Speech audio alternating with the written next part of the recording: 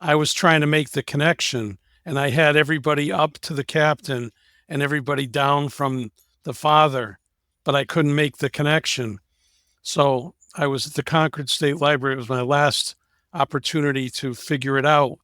And there was three old men sitting in the corner talking, and I couldn't make out what they were saying. They were just mumbling. You could only hear mumbles. And I started to turn around when I finally realized I didn't have any information. And I heard one of them, as clear as a bell in my head, say, "Check the land deeds." And so I ordered the land deeds from Nashua, from the Mormon church. And one of the land deeds literally said, "Widow Mary selling to her son, Captain Amos Woodard." And I had proof that what I experienced was real.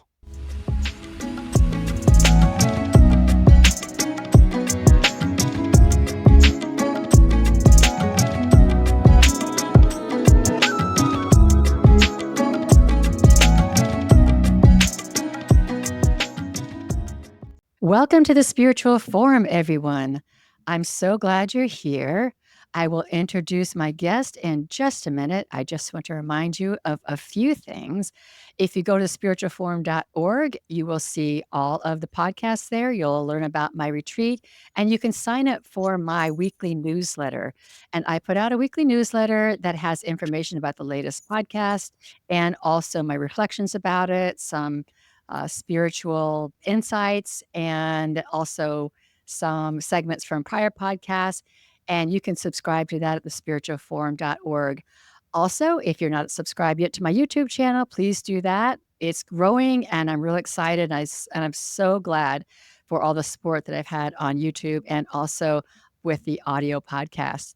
Now, let me introduce you to my guest, who is Dr. Frederick Woodard.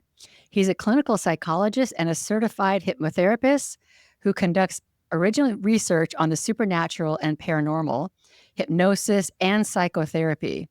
A very unusual combination. I'm excited to talk about that today. He has a PhD and 3 master's degree, a very educated man, and he trained in hypnosis at the Milton Erickson Institute in Phoenix. Now, Dr. Woodard also has some very interesting ancestry that I hope he goes into today, and his full bio will be in the show notes. Today, we're going to be focusing on the connections between psychotherapy, hypnosis, and the paranormal, as discussed in his latest book, which is titled Developing Your Supernatural Awareness, Connecting with an Interactive Universe. Welcome, Frederick. Thank you. Now, should I call you Frederick? That's fine. Okay, great. You can call me Carol. I'm excited to talk with you today. And as I do on every podcast, would like to have you just share about your journey, your spiritual journey, and how you got to be interested in the paranormal and supernatural, along with psychotherapy. So why don't I just let you take the floor for a few minutes and tell us more about yourself? Well, the interesting thing is I had some personal experiences, but they weren't big, exaggerated events. They were little events. For example, I went to the Concord State Library and I was looking for one of my great grandfathers was living in Pittsford, Vermont, and he died in a battle, and his son his son was a captain, and I was trying to make the connection, and I had everybody up to the captain and everybody down from the father, but I couldn't make the connection. So I was at the Concord State Library. It was my last opportunity to figure it out. And there was three old men sitting in the corner talking, and I couldn't make out what they were saying. They were just mumbling. You could only hear mumbles. And I started to turn around when I finally realized I didn't have any information. And I heard one of them, as clear as a bell in my head, say, "Check the land deeds." And so I ordered the land deeds from Nashua, from the Mormon church. And one of the land deeds literally said, "Widow Mary selling to her son, Captain Amos Woodard." And I had proof that what I experienced was real. And that was one of the things that I used, that kind of example, for how to prove things are true. The other thing is the transformation that takes place, which is a phenomenological research method. The idea that when people do change, there's a dramatic change in who they are when they have an experience. And one of the people that I interviewed in her 70s told me a story about when she was in her 20s and she had wanted to die and she wanted to take her two children with her. And her husband, she wanted him to take her to the laundromat and he wouldn't go. And so she went to the laundromat alone. And then she saw that there was a man in there and she said, "Oh, good, there's someone in there. I'll be safe." And so she went in and the guy assaulted her, knocked her out cold, and she had a near death experience. She went to the light. And while she was at the light, she recognized the guy who she saw, but she couldn't remember him later. And she said that he told her she could go, but she would have to live her whole life over. And she couldn't take her children because they had things to do. And so she didn't have any desire to die after that. And when she woke up, she was okay as far as who she was. She wanted to live. She wanted to be a part of her kid's life, and she didn't want to live her life over again. That's an example of one of the cases in my book, and those are the two things that I used as examples. One was an event that happens internally and then happens in the real world, and secondly, a transformation in the person.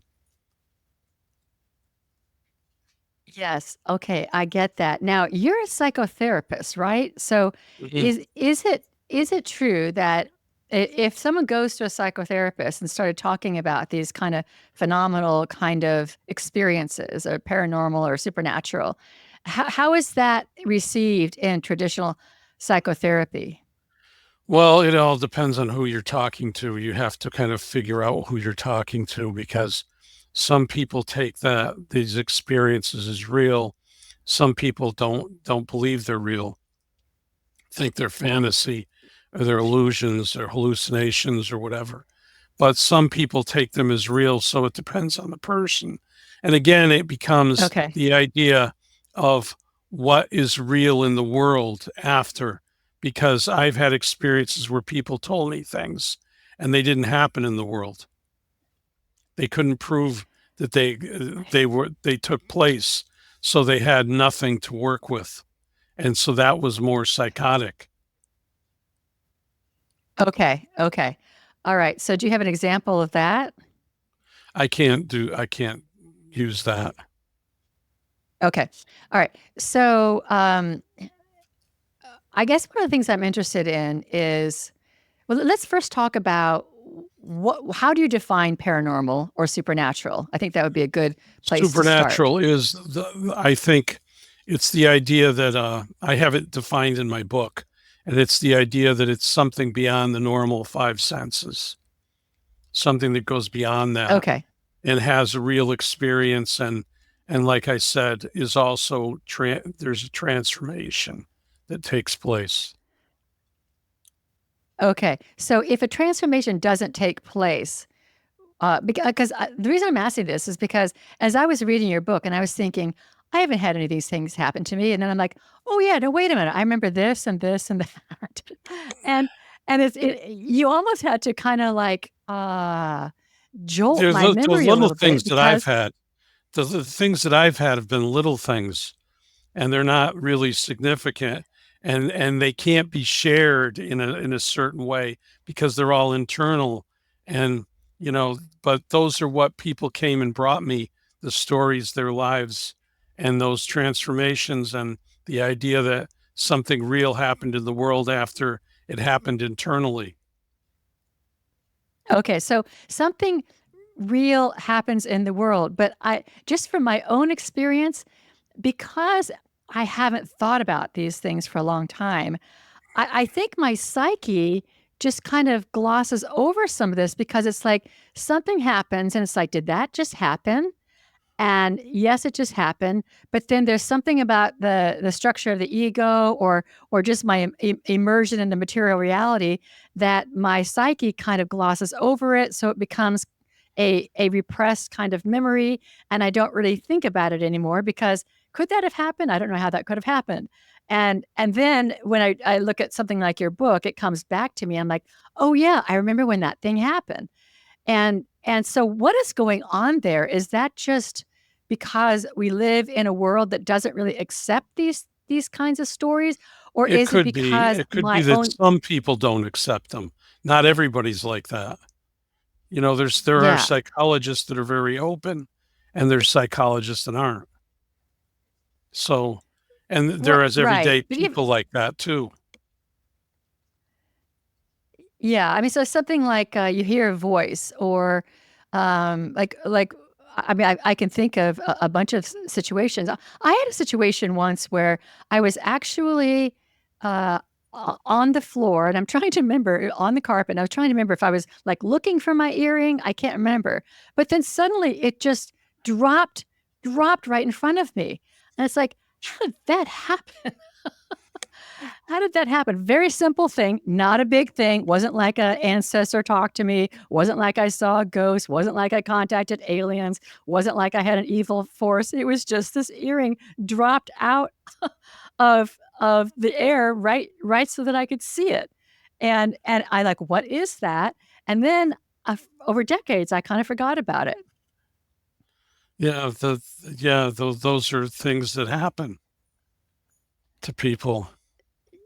Yeah, yeah, and I can't explain it. I suppose some people could say, somebody in the spirit world found it and Well, one was of the trying to show it to cases me. I I just had, another case I had was a woman who, her father died, and her and her sister went in the house and were trying to find the insurance documents, and they couldn't find them, and they Yeah. finally gave up. And so, what happened was when they were looking for them and they gave up, then she was laying down to go to sleep, and she lived with two of her sons who were adults. So, she thought she sensed somebody in the room. She had fallen asleep and then woke up and thought she sensed somebody in the room, and she wasn't sure if she should open her eyes and act surprised, or if she should just make believe she's sleeping so they leave. But then she smelled her father's cigar smoke, and it was a brand that they didn't make anymore. And she opened her eyes, and there he was. He was in the room, and he told her, "In the coin savers, the insurance document is in the coin savers. Look there." And of course, they went over there a few days later, and there was the insurance document. Wow, so that's pretty incredible. Do you think see, I think that, like, the supernatural is probably more natural than we know, but just because we don't Yes, fully understand it, we call it something else. right. That's true. I agree with that. It's normal and it's part of our existence, but we've been programmed to not accept it, and it's been taken away from us. So, like, maybe, more of these, ancient or indigenous cultures that have, like, shapeshifters and medicine men, and they have these kind of surreal group experiences, and we look at that as, quote, "primitive," and I think it's just probably something more like that we have lost over time by our conditioning, like you say, and so Yes, we are that's very immersed in what is material and the senses, so we don't trust anything else, but I think what you're trying to write this book, to share these experiences, but also help people to cultivate again this access to this other reality. right. And that's done by the end of each chapter. I have exercises that can open people up to be more prepared to accept an experience. And one of the chapters, I had a woman who told me about how she was sitting with me and she could sense me. And if I walked in the room, she'd be able to sense that that was me. And that what happened was her great aunt and uncle died. and then they came into her house and she sensed them, and she was able to sense them, and that's how she felt them. She felt them. She didn't see them. She didn't hear them. She felt them. And so that was one of the exercises, was to go through an experience or a day and just feel what's going on, to try to be more open to those experiences. And Yeah, because we're someone one so time, I had someone Go one ahead. time who went into an office, and she went into this meeting room, and she said, God, I was really happy. Now I'm feeling angry. And somebody looked at her and said they just had a big, huge argument in here and they left. Yes, I remember when my husband and I moved into our very first home, it had a very I mean, we switched the energy, but it had a dark energy. And I remember once when we were moving from Houston to Florida, and we were looking for houses, and we went to this house that was very unusual. It had been a former church that was relocated to this property, and it is very unusual. And I really typically like different floor plans and all that. But when we finished with the house, my daughter and my husband and I were there together, and they were talking about it, and where would Dana, where would Dana's room be, and Madeline's room, and Kelly's room, and where would we said we kind of talk about it. And then they asked me, what did you think of the house? I said, I really liked it, but I would never want to be alone in that house. I would never want to be alone in that house. I did not feel safe in that house. We find out later that quote church that was put on this property, that the property had like an Indian burial ground. And so there was this juxtaposition of worldviews and all sorts of things that I could sense that would say I would not ever want to be in that house alone. You know, So it's a sensing, it's a feeling, it's a feeling. yes. So I think that what happens is our world distracts us so much. So we're constantly distracted with politics and TV and events and social media and everything. So our consciousness is living on this kind of surface. And meanwhile, when you're helping people or reminding them to kind of just feel, that's like leaving that kind of more superficial world and dropping into our own bodies in order to feel. And I think that's really challenging for people. But what you're saying is if we do that and if we practice that, that we would have access to these multiple We realities or other may, worlds or we may have okay, more ability to connect to an experience and be aware of it okay, and sense it by taking all these different things and connecting them. And my book is simply the research I was able to do. So I can't like include things I didn't experience or people didn't share. So that it only includes those. So that's what I have to work with. Well, let's talk a little bit about your research. Was this with clients you had, or did you like send out whoever wants to I come put with me an with a ad in the story? newspaper. I put an ad in the newspaper requesting people that had unusual supernatural experiences to give me a call if they were willing to be interviewed on their experience. And then people would call me, and eventually people would recognize that I was open to this. And so then Okay. I became more aware. They became more aware of who I was. Okay. And your book is divided in chapters, and each chapter is a different kind of experience. Can you share today with those who are listening just a few of those different kinds of experiences that can be considered supernatural? Well, one of the chapters is the feeling chapter. There's the out of the blue, the idea is that you're thinking about something and then something totally different comes in and shakes you out of that. Um, there's things like that. each chapter is different, and it's Yeah. based on the stories. It's based on the stories that were there. Yeah, and I just want to share a few more of these just so people know what we're talking about.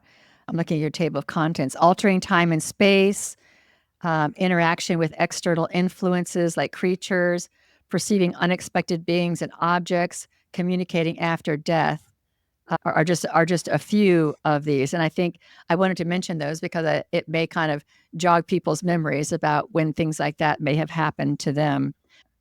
One of the chapters that is really important is with the last chapter that I use before I go into the summary and then the critic thing, and that chapter is on ethically ethically experiencing the experience. And because I did that, because I had a guy come in and told me, he sat down and he said, "You're going to tell me this is wrong, but I go into crowds and I take energy." And I said, "You're right. I'm Wow. going to tell you that's wrong." But he said, "Well, they don't protect themselves, so I have a right to." Oh, wow. Yeah. I also remember in that chapter that there was a situation, I may have gotten this wrong, so you can correct me, where it seemed like spirits or ghosts were kind of being held captivity for commercial purposes, like people who had Well, like ghost tours or something it like that. was, yeah, they had ghost tours, but they were trapped there by themselves. They weren't being trapped there by those people that were there, but Okay. they took advantage of them. And this woman came in and she released them. Did she release them outside of that space or just release them from the control of the people? She released them to the next world. They were kind of Okay. trapped Okay. here, and she released them Okay. to the next world. Yeah. Now, I had an experience where I released a spirit from my home. I don't know where it went though. I don't know where it went. But my youngest daughter did not sleep every single night of her life when we were in that home, and she would tell us that she heard voices and there was someone in a room. And honestly, I know this is really bad parenting, but my husband and I were like, just go back to bed, you know. And finally, I woke up to, oh my gosh, this could be something. Someone had shared to me that perhaps she was encountering an entity and that children can be more connected or not connected, but more vulnerable to entities and that I should take this seriously. And so she told me what to do and I did it. And what I did was I prayed myself up. I went into the room during the day. I opened the window. I went in with a plant. I put a plant there and I said, it's time for you to leave. And then I walked out. Now, I don't know what happened, but what I do know is that was the first night that she slept through the night and did not come into her room saying there's someone in our room. And she slept after that. That's good. Yeah, you succeeded. You I don't know where it released went though. whatever it Did it go to was. the did, did it go to Well, the wherever house it next went, door or it did it move left. on? It left you guys Yeah, alone. So it that's did. important. I thought that was just really interesting. And I know you say like some I think in your book you said the universe is alive with invisible beings. Can you can you describe what those are? Are they always like spirits that have not moved on, or are they something else Not they can also? be anything. They can be anything.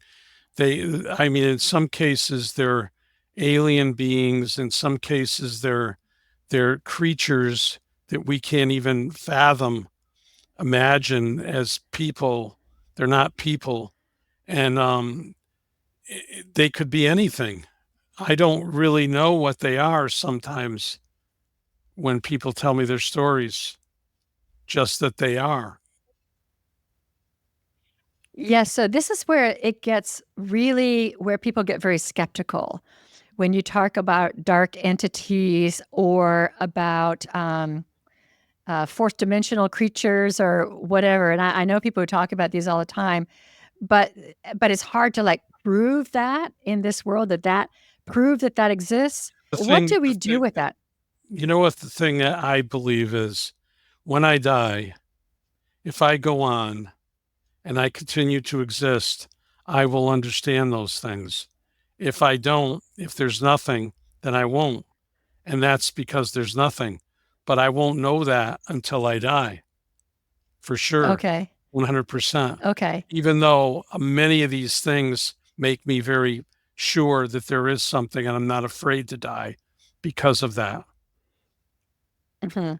Mhm. I've had people on the podcast who have either done a lot of near-death experience research or had near-death experiences. I've also had people come in and talk about the entities that, they feed on luge, they feed on our suffering, that that this world is kinda created. This is a model of reality anyway, that the world is created in a way that so many of us are suffering and that there are beings that actually feed on that. And I don't know how you prove that, and I don't know how you can assert that other than that's a belief that does can kind of make sense to answer the question of why is there so much suffering. Right. So, how, uh, the the the the presence of these invisible beings, can be I'm assuming can be good and also darkness. And I'm really interested in, what is this feeling of the presence of evil when sometimes you walk somewhere and you just feel this dark force? Do you have a sense about what that is, or do you not really concern yourself with those questions because you just know people report on that? Well, I think that the darkness is always corrected in the stories that the people have told me. They are always have a way of overcoming it, and that's why they come to tell their story, and that's a good thing, you know.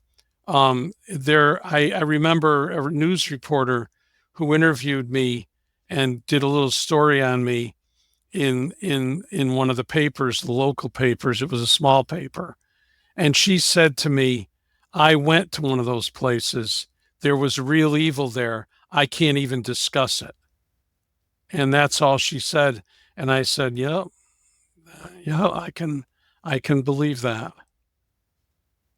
Interesting. Now, was she talking about a physical place or something that happened Yes, to her yes, internally? a physical place that she went, Okay. and there was evil Yeah. there, and she knew it, and she couldn't discuss it with me because it would have upset her too much. And I can relate to that.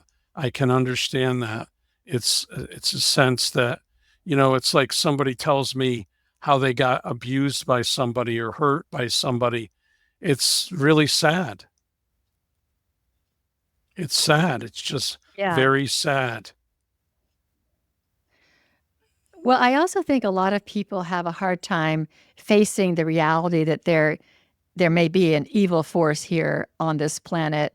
And so we're really rather not think about it or pretend it doesn't exist or just focus on the positive.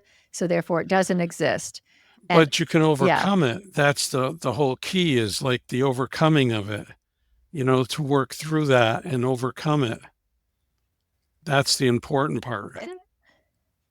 yeah, that's the spiritual part of it, I think. I mean, the true spiritual journey where rather than ignore it, rather than ignore something that's unpleasant or scary and pretend that's kind of spiritual bypass, pretend that all is good and the only thing, happy, positive thoughts, that you're missing the opportunity then to to move through it and overcome it or transcend it and rise in consciousness because of the face off. I think that's what you're saying. Yes, sort of like that. Yes. Yeah, so then the darkness has a great purpose for us to help us Eh, evolve. yes. Yes, that's very Yeah. true. Okay. All right. So, we've talked about how the supernatural is probably more natural than supernatural if we only hone the skills and the abilities to kind of go step into what is our natural ability. I've had people on my podcast who have had really interesting experiences with telepathic messaging and speaking with others just through their mind. And I think that's just such an interesting idea because it seems a lot more advanced than the clunkiness of our language, which puts words onto symbols, and then we try to communicate it, and we're not always looking at the same thing when we use a word. Yeah, and that's So where I I think animals have great power too because they can sense stuff. I have a German Shepherd, a black German Shepherd, Shadow, and Shadow has walked with me for 8 years on the rail trail, which is local. And only on two occasions did she, and we went every weekend, many days, and only on two occasions did she growl at somebody. She likes to meet people. She loves to meet people. She loves to see people. She loves to see other animals. So she's always excited to see someone. But on two occasions, she growled. And I thought, what does she know that I don't? Yeah, or see or smell or hear too, because they have senses that are much more, Right, acute than ours. Yeah, right, really right. interesting. I remember watching a movie once, and in the movie, the guy was a beastmaster and he had all these wild animals like tigers and lions and stuff that were all working with him, and he literally communicated with them with vision. He would see the thing in his head and it would be transferred to them and they would see it. And so, and that of course is just a movie, but I wonder about that. I wonder if the dog didn't see something that I can't see. Mhm, mhm. Very possibly, and I think about things like, our arrogant and material worldview looks at animals and calls what they do instinct, and we consider instinct some sort of primal thing that we've moved beyond, but it's Right. like It's you not. look at how the birds swarm or how they know when to move from this lake to that lake or I watched a History Channel movie and it was on Nostradamus. And Nostradamus at the end, he destroyed his methodology because he was fearful about whose hands it would fall into. And then the critics came on. And I felt like all they were doing was sitting there and saying, see, that's a pile of crap. See, that's a pile of crap, and they didn't have anything valuable to say. But his saying that he didn't want it to fall into the wrong hands meant a lot. what do you think he was concerned about, this falling into the hands that would use his predictions in a negative way? Yes, yes, and Okay, so he wouldn't allow his methodology to be shared. okay, okay. Very interesting. So what else would we like to talk about the supernatural? I'm just looking through your book. You start off by saying you're presenting this knowledge as a way to help us develop our own supernatural awareness, that we were born with the potential to experience the supernatural, that we can prime our supernatural awareness. And I'm interested in why you're interested in helping people prime that awareness. Do you think that's about us becoming more Advancement, as our becoming authentic more nature? aware, becoming more aware, awakening, Okay. and evolving. That's the whole point Okay. of our existence. I really believe that we're evolving and that's what is important for us to continue to work on that. Which is really interesting because your book is coming out at the same time when this other thing's happening, the rise of AI, which is kind of the antithesis, I think, of what you're talking about and our widening and developing and becoming more aware of our own ability, of our own power, and of our own perceptions. And then we have this other thing on the planet, which is like completely trust the science and it knows better than us, and we're going to give up our own power and intelligence to this other thing. What are your thoughts on that? Well, I think that we got to continue to work on waking up ourselves and allowing our consciousness to become more aware. And and evolving more and not focus on the negative side of things. Do you sense that there is more interest in awakening and becoming more aware? By some people want to awaken, some people don't. It's just the way it is. It's very it's very unique. Each person is different, so they have to work within their own reality and accomplish what they can. People that listen to your show, people that want to read my book, those people will be more open to it. Yes, yes, for sure. And it reminds me of the Matrix movie when Morpheus tells Neo that, most people want to stay asleep. You don't want to disturb it. I mean, just because you woke up or you've come out of the Matrix doesn't mean everybody does. And people are very comfortable in a controlled Matrix, or at least in the reality that they've inherited and been conditioned to believe is the only reality. Right. That's like Neo. He wanted to just eat and have money, and he didn't care. Wanted a good job. Did Neo? Are you talking about before he came out of the Matrix? Or are you talking about the other guy? There was another guy who, in the Matrix movie, that sold them out. Or Cipher, whatever his name was. Yeah, Cipher. Yeah, yeah, Cipher. Cipher. Yeah, Cipher. Cipher wanted to go Cipher. back to the reality of having steak and, and Yeah, nice having a food and good nice. job, Yeah, getting paid well, yeah, right, and not doing right. much. Right.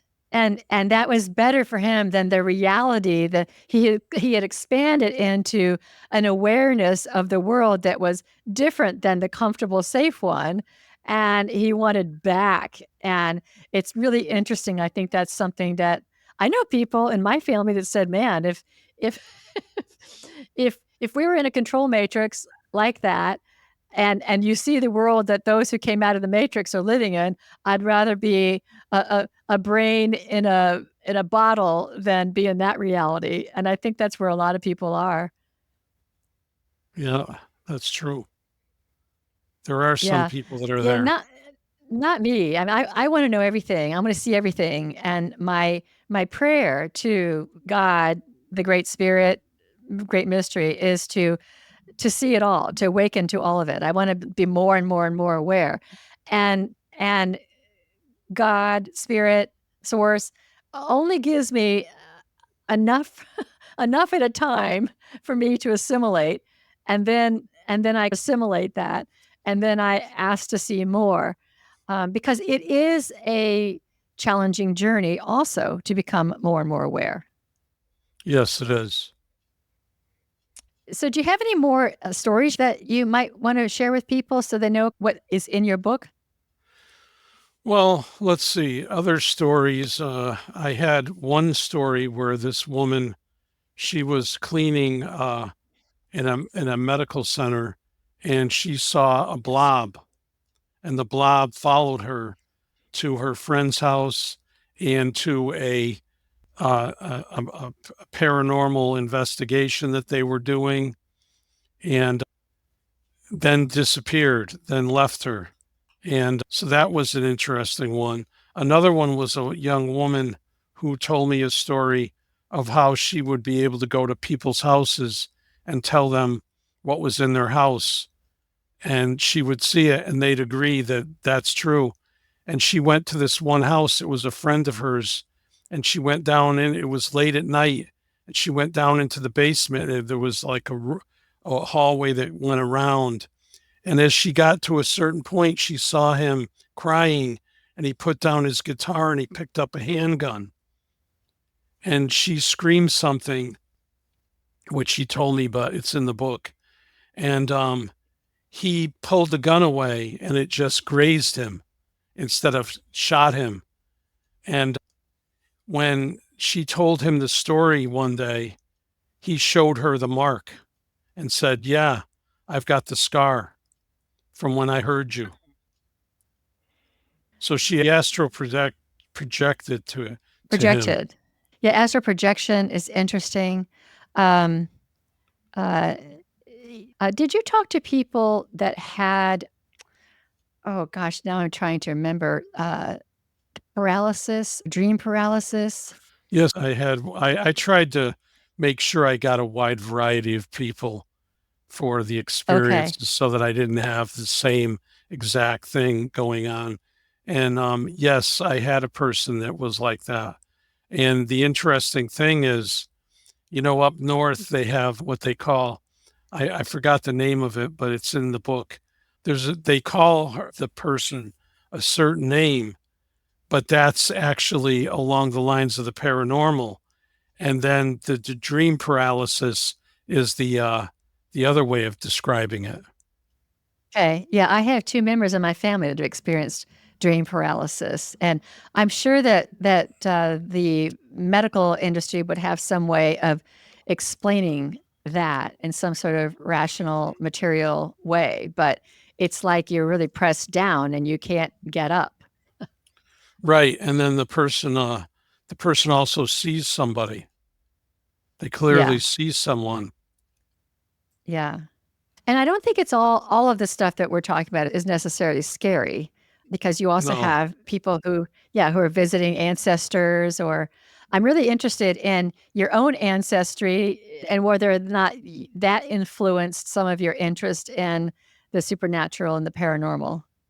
I'm sure it did at some level because I realized that, Charlemagne was one of my ancestors and he went to fight and he was going to fight alongside a Moor against another Moor. And the Moor that was supposed to fight with him never showed up. And he ended up fighting the enemy. And then they had to withdraw and they withdrew and they got ambushed all along the way. But Charlemagne made it home. He made it all the way home. And so he was the offspring of a woman who was the line of the kings, but she got manipulated by a guy who wasn't from the line of the kings. He was the prince of the palace, Okay. and so he didn't have the ability to he had no royalty in him. So he tried to marry someone and become king, and they wouldn't accept it. And then when he decided to marry the princess, then they accepted it because she was the royalty Okay. And you're a descendant from of, Charlemagne? yes, Okay. And you also have some interesting native Native American. ancestry. Yes, Chief Matacawanda was an incredible man. He was a very incredible man. In the Okay. 1600s, he And was my grandfather too. His daughter married a French baron grandfather of mine. It's my my father's mother's side of the family. yeah, I think a lot of people delve into the supernatural when it comes to can I talk to my ancestors or my deceased mother or brother and that kind of thing. I think that's where people get a lot of Well, I had interest a, I in had a this. I had a couple of very gifted readers that read to me, and I had a lot of people that weren't that good. And one of the women said to me one time, she said, "Well, you come from a line of Fredericks." I said, "Yes, my great grandfather was a Frederick, and my uncle was a Frederick." She said, "No, it's farther back, and it's not on that side of the family." And years later, when I did the genealogy, my mother's side, my mother's father was German. They were all Fredericks. There was a whole list of Interesting. Fredericks. She had told me that. Yeah, I think this takes a lot of discernment when it comes to people who channel or mediums or whatever else they call themselves, because I think there is a wide range in quote quality and ability. And I Yeah, also that think woman, that that woman that I talked about, she made her appointments once a month for 3 days a week, and and she was incredibly gifted. She was yes. phenomenal, and but some people weren't that gifted. Right, and I also think that you I also think it could be questionable, like, what are they contacting? Like, what portals are they opening? who are they bringing in? Is this kind of a safe thing? I think that it Right. takes a lot of discernment when it comes to. That's why I don't typically have mediums on my show. I don't have the time or interest in discerning, who's okay and who's not, because I do know there's a real range. And I've also had family members who've gone to who've gone to mediums, and you can tell, for another $600, I can help you with that, honey. It's Yeah, like, oh, I wait know. a minute, I that's kind know. of I know. racket. Yeah. I remember one time I had a client who had a reader and said she was really good. And I said, well, tell her to call me because if she's good, I'll refer people to her. And so she called me and she came in and she said, at one point she said, well, I have something to tell you, but it'll probably be upsetting. And I said, what's that? She was a lot older than me. And she told me that I was going to marry her. And I thought to myself, that's never going to happen.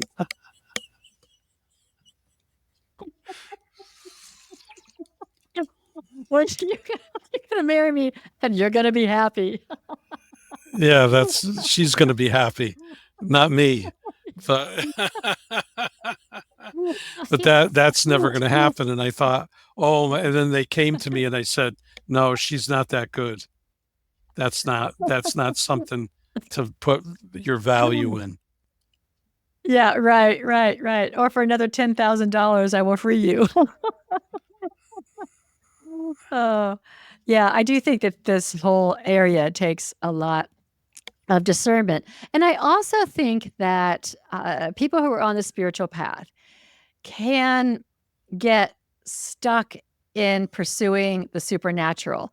I think it's great to open our awareness and make this a part of our life, but I think that we can get stuck in supernatural stories, and that we're really just Well, looking for people that people want. versus doing the inner work and becoming our best, most divine self. I remember a roommate of mine who was trying to tell me that I hear things in the walls. I hear the ghosts in the walls, and it was like those are chipmunks.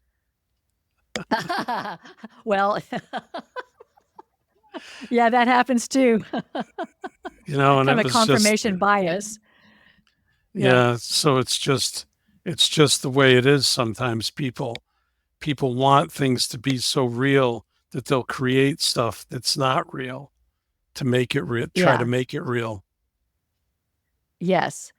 And then that kind of it kind of taints the whole topic of it when the unreal and the Well, charlatans are kind of mixed in the bag. the idea is being able to distinguish the difference. And I think one of the ways I did it was those two ideas I told you about, the idea that you have an inner experience and then it happens in the world. And then the other idea of the transformation, making a change in you. Those two things I think are really significant in pointing out when someone's genuinely having experience. It doesn't mean that other people don't have real experiences. It just means those are the ones that really stick with people and can make real good points in helping people grow. The objective is to help us grow. Yes. Yeah. Yeah. Okay, Frederick, I would like to give you a chance to share anything that we didn't cover in this time and whatever message that you want to convey to my listeners and beyond. And before we close, I want to give you that opportunity. The only things that I have to share are the idea that I have the 12 points in the back of the book that are ideas that are throughout the chapters, common to all the chapters or most of the stories. Not every single one, but most of the stories. And those include things like it can happen to someone at any age, it can happen anywhere. It's not tied to a location. These experiences can happen to any person anywhere. The people seem to want to find other experiences that are like theirs. You know, they like to be able to do that, find someone that shares a similar experience if they've had them. And if they haven't had them, then my book is a good place to get started in trying to open up. So at the end of each chapter has examples of ways of working on that. So your My, research helps people to validate their own experiences. yes, it can. Is there anything else you wanted to add? Just that my book can be picked up at any bookstore, developing your supernatural awareness, connecting with an interactive universe. Amazon sells it. So that's pretty much it. Yes, and I love the subtitle, Connecting with an Interactive Universe. We live in an interactive universe. It's not just acting upon us. We are interacting, and there's a constant exchange of energy. And what you're talking about is, I believe, is widening our awareness, awakening to a bigger reality, and interacting more fully with the universe. Yes, it's true. So Yep. that's the promise. So that's the goal, so that we interact more fully with this and connect more intimately with this interactive universe. And that's the spiritual path, that we connect deeper into this interactive universe and recognize that we are made of that divine universal material substance, and that that's really who we are, and that these are Yep. natural things that we can experience. Yeah. Yes, that's true. Okay, Frederick. Well, thank you so much for joining me. We'll have your full bio and all of the links to your book on the show notes. And I really appreciate your coming on and sharing about the paranormal, the supernatural, and how we can awaken and grow ourselves in awareness. So thank you so much for being with me today. Well, you're very welcome. Thank you for having me. All right, everyone. Thank you for listening. And I now close the Spiritual Forum.